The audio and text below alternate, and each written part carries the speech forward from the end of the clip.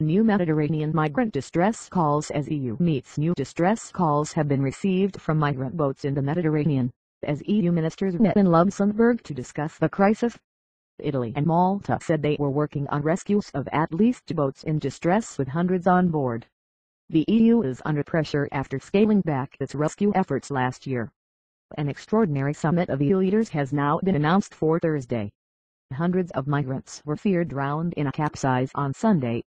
The Italian PM Matteo Renzi said on Monday that his country was working with Malta to rescue at least 2 boats in distress.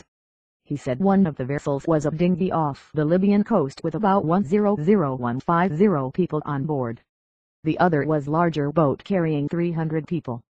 The Maltese Navy told the BBC that there were a number of new incidents involving rescues being coordinated off Libya by the Italians. The International Organization for Migration (IOM) also said it had received a distress call from a boat sinking in the Mediterranean with at least 300 migrants on board. The caller said about 3 boats needed help in international waters and 20 people had died.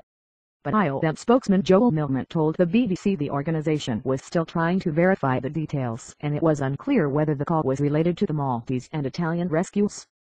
Earlier, the Greek Coast Guard said a vessel carrying dozens of migrants had run aground off the island of Rhodes. 3 people were killed and 80 rescued, it said.